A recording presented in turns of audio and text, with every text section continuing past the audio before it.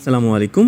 বর্তমান জামানায় যোগাযোগের যেসব জনপ্রিয় মাধ্যম রয়েছে, এই জনপ্রিয় সমস্ত মাধ্যমের মধ্যে কিন্তু ইমো বাংলাদেশে খুবই জনপ্রিয় একটা যোগাযোগ মাধ্যম। কারণ বাঙালিদের দেখবেন পেটে ভাত থাক আর না থাক, মোবাইলে কিন্তু ইমো অ্যাপসটা ইনস্টল করা রয়েছে। তো এই ইমোর মধ্যে কিন্তু আমরা বেশ কিছু বিড়ম্বনাও দেখা যায়, যেমন বিজ্ঞাপন বিড়ম্বনা। ইমোতে প্রচুর পরিমাণে অ্যাড আসে, বা ইমো কী হয় অটোমেটিকলি লাইক হোয়াটসঅ্যাপও ভালো, বাট হোয়াটসঅ্যাপে কিন্তু এত বিজ্ঞাপন বিড়ম্বনা নাই।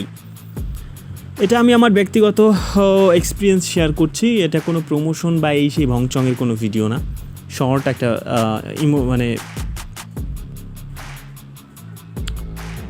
জাস্ট আমার শর্ট একটা এক্সপিরিয়েন্স শেয়ার করছি। তো এখানে দেখা যায় কি, আপনি যখনই লাইক নাম্বারটা সেভ করবেন, দ্যাট টাইম কিন্তু দেখবেন যে ক্রিং করে ইমোটা অ্যাড চলে আসবে। হোয়াটসঅ্যাপ সাইলেন্টলি আসে, বাট ইমো ক্রিং করে আসে।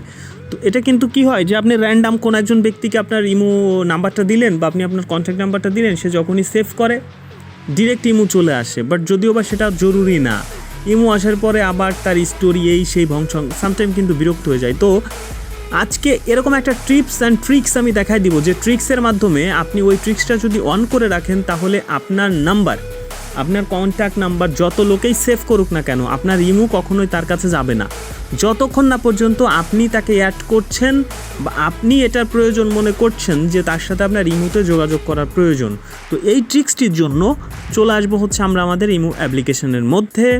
আমি ক্লিক করলাম ইমোতে ক্লিক করার পরে আমরা চলে আসবো এখানে আমাদের লোগো যে অপশন রয়েছে, লোগোতে ক্লিক করার পর এখানে আমরা সেটিংসে ক্লিক করব। সেটিংসে ক্লিক করার পর এখান থেকে দেখতে পাচ্ছেন নিচে অ্যাবাউট রয়েছে, অ্যাকাউন্ট অ্যান্ড সিকিউরিটি, ল্যাঙ্গুয়েজ সব কিছু রয়েছে। আমরা প্রিভেন্সিতে ক্লিক করব। প্রিভেন্সিতে ক্লিক করার পরে এখানে আমরা খুবই ইজিলি অনেকগুলো অপশন পাবো, যে লাস্ট সিন, আমরা কখন ইমোতে ছিলাম এইগুলোকে দেখবে, এই সেই অনেক কথা। এখন এত কিছু আসলে বোঝানো সম্ভব না ভিডিওর মধ্যে। তো যেটা বলছিলাম, যে আমাদের কে কল দিতে পারবে বা আমাদের নাম্বার সেভ করলে যে বিষয়টা, এখানে কলসের মধ্যে লেখা আছে, দেখেন, হু ক্যান কল মি, আমাকে কে কল করতে পারে। ঠিক আছে, আমাকে কে কল করতে পারে। এখানে এভরিওয়ান অপশনটা সিলেক্ট করা রয়েছে। তার মানে হচ্ছে আমার এই কন্ট্যাক্ট নাম্বার যদি কেউ সেভ করে, সাথে সাথে আমার ইমোটা অ্যাড হয়ে যাবে।